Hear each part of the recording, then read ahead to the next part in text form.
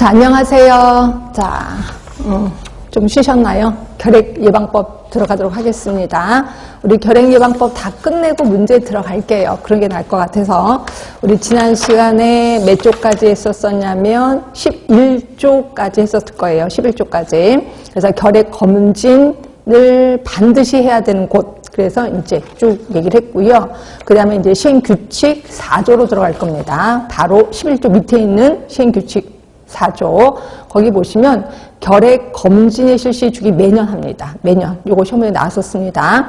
그리고 잠복 결핵 감염 검진이 있는데 요것도 좀 신경 쓰세요. 자, 잠복 결핵 감염 검진은 요게 그러니까 1호부터 6호까지의 기간 학교야. 그럼 1호부터 6호까지니까 1호가 의료기관이 있고 6호가 아동복지시설.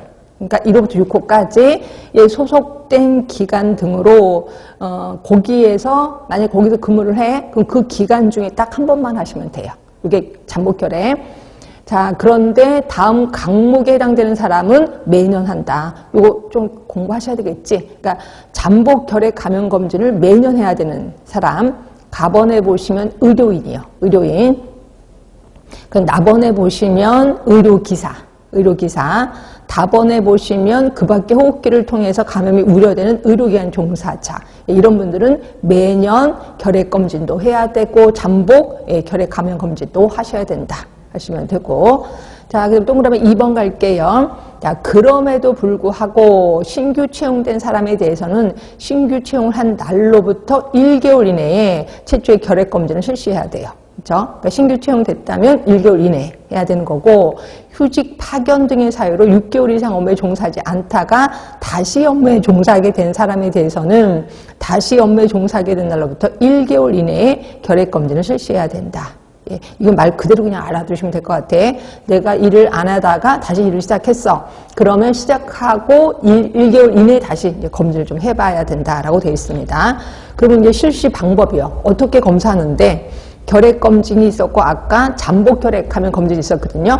결핵검진의 방법은 3가지예요. 자, 가번에 보시면 임상적, 방사선학적, 조직학적 검사. 그냥 말 그대로 엑스레이 찍는 거죠. 그렇죠? 그다음에 나번에 보시면 객담의 결핵균 검사. 자, 결핵균이 나오는지 안 나오는지 결핵검사 합니다. 그리고 다번에 보시면 결핵감염의 위험 정도를 고려해서 질병관리청장이 정해서 고시하는 검사. 그래서 이거 뭐 그렇다 치더라도 하여튼 임상적, 방사선학적, 조직학적 검사, 객담의 결핵균 검사. 이거 좀 기억해 주시고, 그다음에 잠복 결핵 감염 검진은 이제 면역학적 검사. 그래서 이게 우리가 알고 있는 PPD 테스트라고 생각하시면 될 것 같아요. 그렇죠? 근데 다만 결핵 또는 잠복 결핵 감염의 치료 이력 또는 면역학적 검사에서 잠복결핵 감염 양성 판정을 받은 적이 있는 사람은 문진과 진찰로 대체할 수 있다는 거죠. 그래서 예전에 뭐 잠복결핵 감염 검진에서 양성으로 나왔어. 그리고 별 이상이 없었습니다라고 얘기를 한다면 그런 사람은 굳이 다시 검사할 필요는 없다는 거죠. 그냥 문진으로 그냥 대체를 한다라고 보시면 될 것 같아. 그래서 여기서는 그 결핵 검진 주기 좀 기억해 주시고 결핵 검진 방법도 기억해 두시는 게 좋습니다. 이게 왜냐면 한 번만 나오고 안 나올 건 아니거든요. 계속해서 나올 거니까 좀 신경 써 주시고, 그 다음에 13조로 갈게요. 자, 13조는 업무 종사의 일시 제한입니다. 자, 이거는 그 일에 종사할 수 없겠지. 내가 결핵균이 나오면 그 일에 종사할 수 없을 거예요. 그러면 어떤 일에 종사할 수 없는지, 도대체 언제까지 종사할 수 없는지 이걸 좀 신경 써주시면 돼. 자, 1번 보시면 시군구청장은 전염성 결핵 환자에, 전염성 결핵 환자만 해당이 되는구나.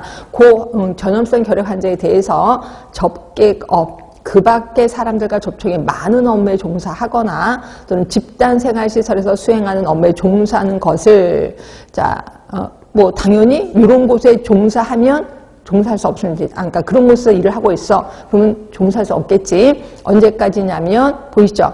전염성 소실의 판정을 받을 때까지. 그럼 전염성 소실의 판정을 어떻게 받는데? 이것도 좀만 참으시면 돼. 하여튼 여기까지 정지하거나 금지하도록 명하여야 된다라고 되어 있는 거고요.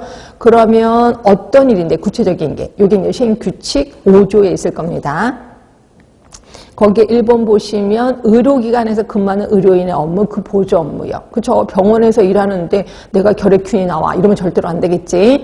두 번째 보시면 보육교직원. 그리고 유치원, 그리고 초중등교육법에 학교에서 근무하는 교직원의 업무, 그 보조 업무요. 내가 학교 선생님이야. 결핵균이 나와. 그럼 안 되는 거겠죠.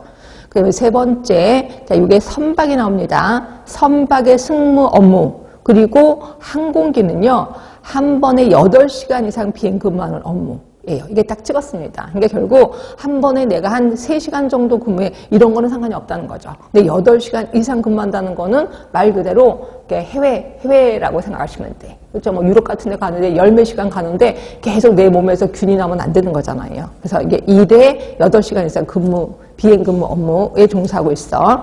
그 다음에 네 번째 보시면 그 밖에 여러 사람이 모이는 장소에서 공중과 직접 접촉하는 횟수가 잦거나 영유아, 임산부, 노인 등의 그 결핵